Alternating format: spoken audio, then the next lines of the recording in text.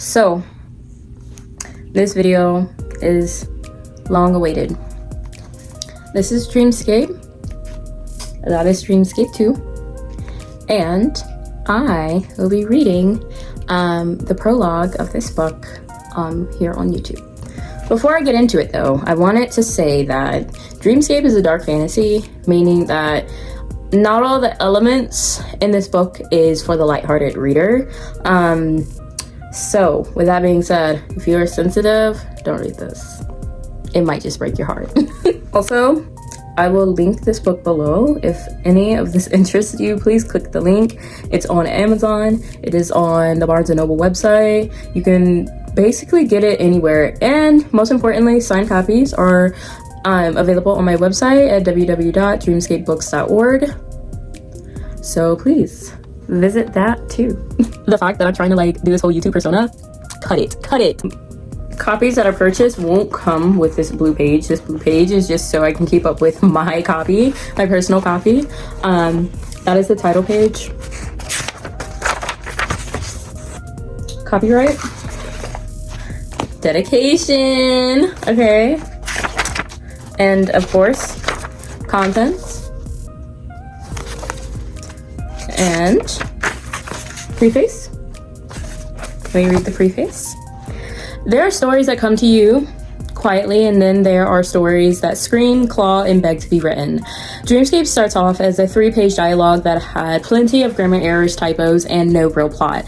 Nothing that would stand out for any story that I've ever written. But in the middle of the night, the story began to develop in fragments, dreams, hence the name, while I slept. Ideas would come to me, and the more I ignored the call, the more frequent they became. So I took notes, pulled out the 3-page dialogue, and got to work. I didn't know where it would take me, only that I had to follow. This book is more than just fiction. It's layered in emotion, rooted in trauma, stitched with betrayal, longing, and raw, aching power. It follows the characters who are the broken and beautiful parts of me. Characters who find themselves caught between light and darkness, freedom and control, and love and survival. At its heart, Dreamscape is about what happens when the world strips you bare and you rise anyway. I wrote this for anyone who ever felt out of place, who's had to fight to exist, or who's been told they were too much for this world. If you see a piece of yourself in these pages, thank you for trusting me with your time, your imagination, and your heart. You're about to enter a world where nothing is as it seems and the truth is buried deep. Hold on tight. This is just the beginning. So that is the preface. Now, okay, acknowledgements. Let's read that. To my twin sister, thank you for always being my anchor. Your support means more than words. To the friends and family who let me talk about my story way too much, thank you for listening.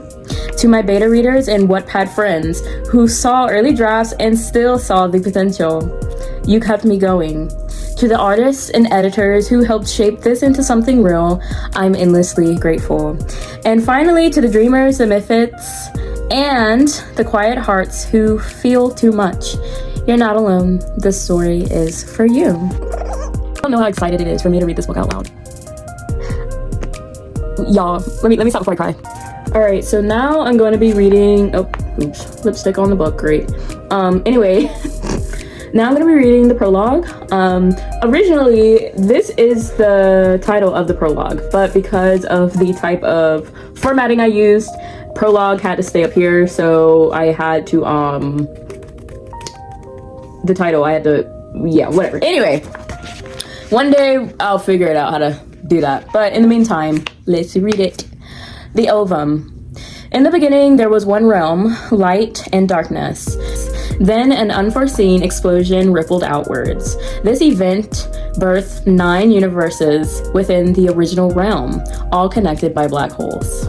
After the explosion, the first 8 universes formed, their atoms vibrated slowly, life emerged in their universes only after many centuries. Then came the last universe, the 9th.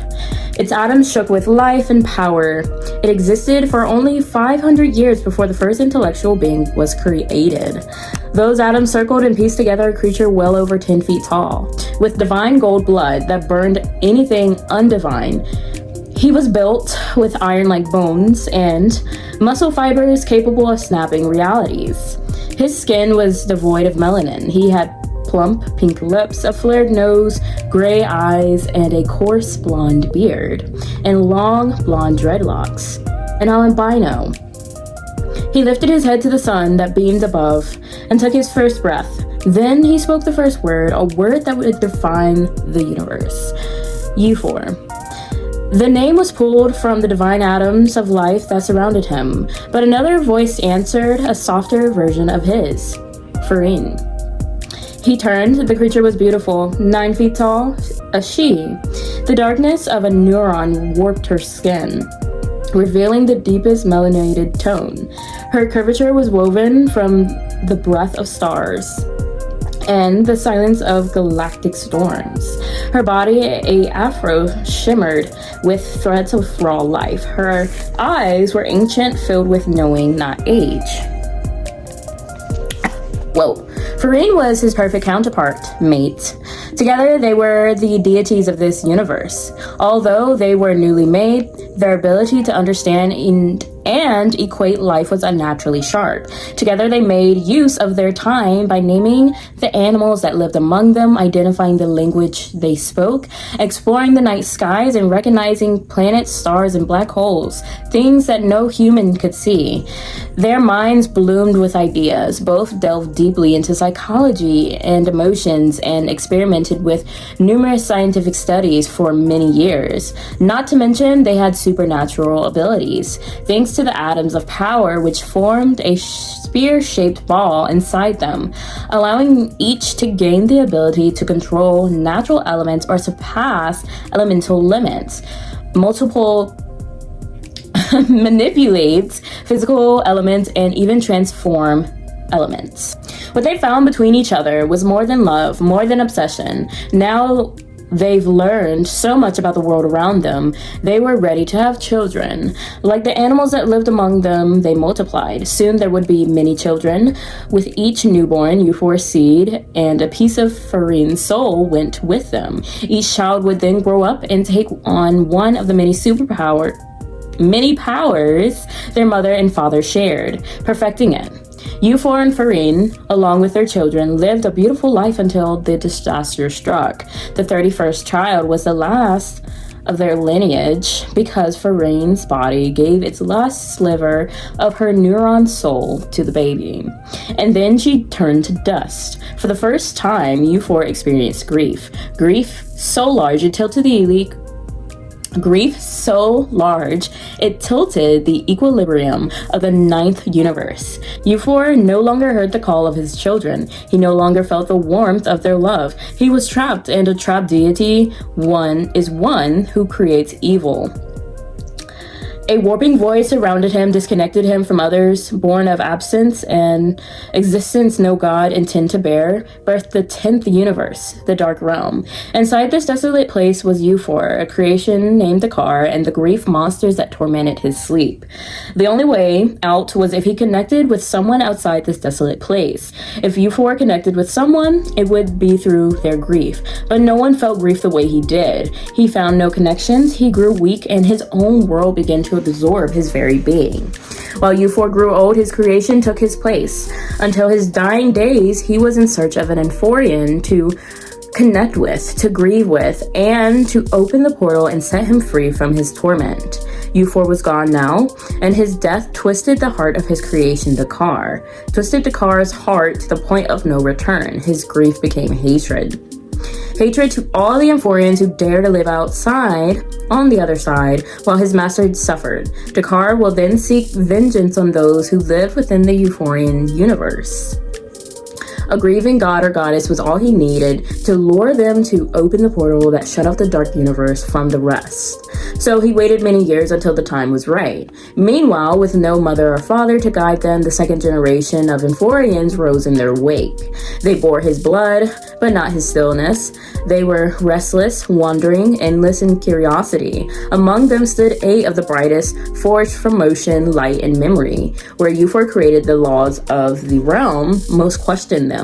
Where Euphor shaped harmony, most of them sought chaos beyond it.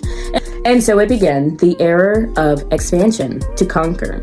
Strip them bare, crush their kings or gods, return with proof. One godhead, 1 million slaves, each. Most crossed black holes as if they were doorways. Most folded stars like paper and mapped forgotten galaxies with their fingers. Each took a liking to the slower populating universes. Each warlord and his inner group of 5 to 7 siblings started a war with the creatures within. Among the 8 of the warlord brothers was Yiren. He accepted the command of his brothers with silence and reverence, even though he wished to protest. But he was the best, the one most like Euphor, the strongest. He had no equal, yet he hesitated. Over time, after witnessing the fall of many kings and perishing of kingdoms and the destruction of their universe, he saw Euphor's face reflecting, not in flesh, but in defiance. 6 of his warlord brothers accomplished the takeover of the fairy universe, the alternate universe, the utopian universe, Exodus universe, pre-alien universe, and the Valkyrie universe. The 7th warlord brother, his staged group of siblings, and his armies of savage animals lost to the Angelverse king, Lumerian. It was Yiren's duty to explore the Cosmos verse, the last universe unexplored, to find its civilization, fight its kings, kill its gods, and come back with 1 million enslaved. He searched the cosmos for years, willing to give up, until Yiren's attention was caught by a fragile blue world spiraling on the edge of a dusty galaxy, Earth. A planet of brilliant contradictions. It sang with art, bled with war, and pulsed with population and unchecked ambition. Humanity stood on the edge of self-made extinction, yet still they dreamed. Yiren watched them destroy, build, and repeat until there was nothing left but despair. Then he descended. For the first time in his kind's history, a divine being broke the boundary between their celestial realm and a mortal one. In doing so, Yiren made a decision that would change humanity, would change human reality, which followed. He did not destroy their fallen culture. He did not kill their kings or gods. He gave them the atoms of power, ores, O-R-E-S. Sacred atoms of power from the euphoric realm. Fragments of his people's essence were offered to humans in hopes of involving what he saw as pieces of potential, of desperation, of heart. Not every human could survive the merge. Some shattered under its divine weights, some burned from within, but those who did survive became something else, superhumans. And so began a new age, one where the divine and the mortal bled into each other, where power wore a human face, and where the lines between savior and weapon blurred under the pressure of survival. After planting the first seeds of divinity into Earth's fractured soil, Yiren returned to the euphoric realm, his mission only halfway complete. His silence would become war. What he left behind would alter the course of human evolution forever. Because Yiren was not the only one who saw potential in mankind, and he would not be the last to intervene. Time progressed and an Euphorian deity left, departing from Earth for the run of the ladder. Soon, the superhuman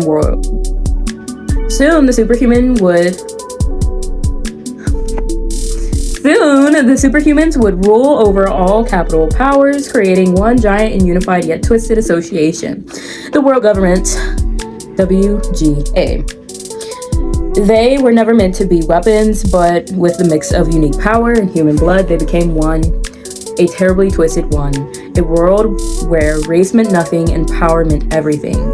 A couple of decades later, a superhuman with dormant Euphorian, a couple of decades later, a superhuman with a dormant Euphorian ore would come along somewhere across the scattered debris of time and light. A young woman, Alia McCoy. Her dormancy was her protection, yet a revelation to the deities of the dreamscape above. So, that is the prologue. The prologue is only like 4 pages. Yeah, 4 pages. So if you like that, want more, I will be making another video where I'm reading chapter 1. This is where we dive into the story. So the prologue, that was just a sprinkle of little, I don't know, just the top, like the cherry. Now we gotta take the cherry off, get to the cake. So yeah, if you enjoyed it, please leave a comment, leave a like. Here are my social medias. And here are areas. Here are sites you can buy this book. And again, thank you so much for listening, and I hope you come back.